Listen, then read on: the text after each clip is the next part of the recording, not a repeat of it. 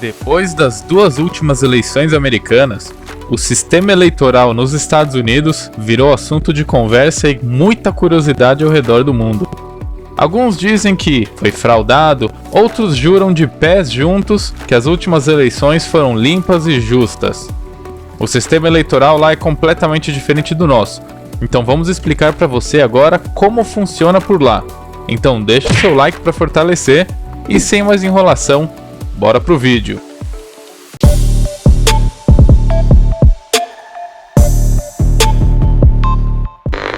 Vamos começar com o ponto mais diferente entre as eleições de lá com as eleições de cá. O voto não é obrigatório. Isso mesmo, o cidadão americano não é obrigado a votar, o que já dá um sinal de liberdade ou sensação de liberdade. Agora vamos adentrar a parte mais técnica da coisa. Para quem vai o voto? O eleitor americano escolhe o presidente e o vice, mas o voto não é creditado diretamente ao seu candidato. Ele serve para escolher os delegados do colégio eleitoral.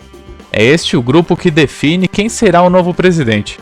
Logo vou explicar um pouco mais sobre esses tais delegados, mas por enquanto, vamos ao que realmente interessa.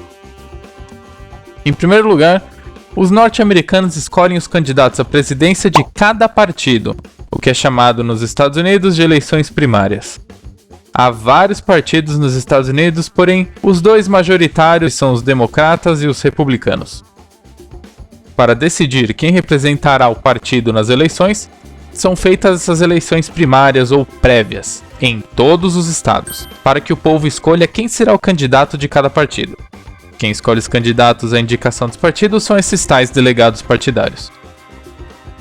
Cada estado então decide como serão as primárias, abertas, fechadas, livres ou do tipo caucus, onde os eleitores se reúnem em uma espécie de assembleia que é feita em um espaço chamado de precinto. Precinto pode ser um ginásio, escola, igreja, um centro comunitário ou até mesmo a casa de alguém. Tudo é feito de maneira aberta, ao contrário das eleições em urnas. Isso no caso do caucus.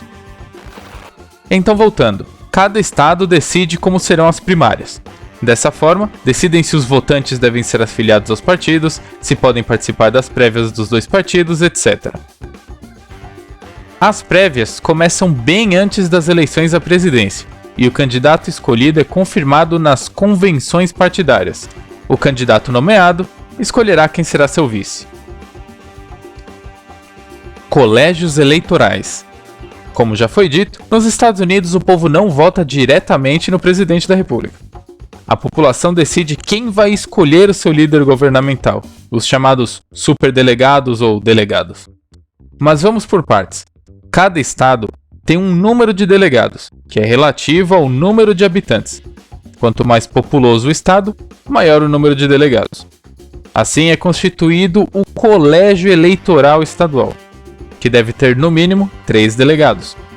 Como a Constituição, em 1787, instituiu a autonomia dos estados, cada um dos 50 estados existentes nos Estados Unidos decide como escolherá seus delegados, se os eleitores devem ser filiados ou não aos partidos, por exemplo.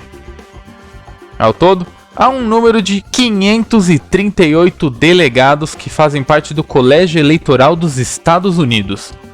Para ser eleito, o candidato deve ter o voto de 50% mais um dos delegados, ou seja, 271.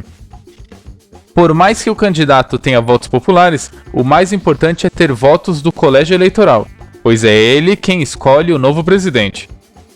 Na maioria das vezes, o colégio eleitoral segue a tendência dos votos populares, elegendo o mesmo candidato votado pelo povo.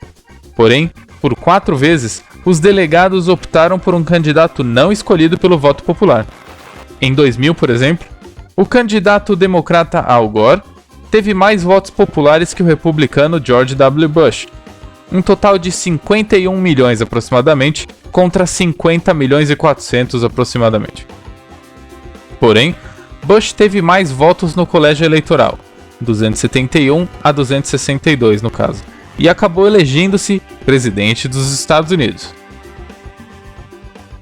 O estado com maior número de delegados é a Califórnia, que possui 36 milhões de habitantes e 55 delegados. Vencer na Califórnia representa conquistar 10% dos votos de todos os delegados do país e uma vantagem ampla como candidato. A título de curiosidade, esse modelo de eleição foi constituído no momento da criação da Constituição dos Estados Unidos, em 1797. Naquela época, cada estado queria manter seus direitos, principalmente os menores, que temiam ser dominados pelos maiores. Os líderes estaduais não confiavam no povo para escolher o presidente, e então decidiram que mandariam seus delegados como representantes para fazer a eleição. Agora, voltando um pouquinho para os delegados, o candidato que conseguir a maioria dos votos dos cidadãos ganha todos os delegados daquele estado.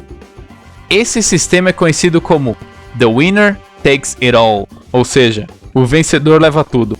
O modelo só não é adotado pelos estados de Maine e de Nebraska, que adotaram o sistema proporcional. Vamos dar um exemplo. Na eleição de 2016, Trump somou 49% dos votos na Flórida, contra 47,8% de Hillary Clinton. Apesar da disputa apertada, o republicano pôde levar todos os votos dos delegados dos estados, enquanto a democrata ficou sem nenhum. E aí? Ficou um pouco mais claro como funcionam as eleições por lá? Não se sintam perdidos no mundo, porque realmente é meio complexo e gera dúvida em muita gente. Escreva nos comentários o que você achou do vídeo. Foi interessante para você? Você gostaria de mais vídeos assim? Gostaríamos muito de saber a sua opinião.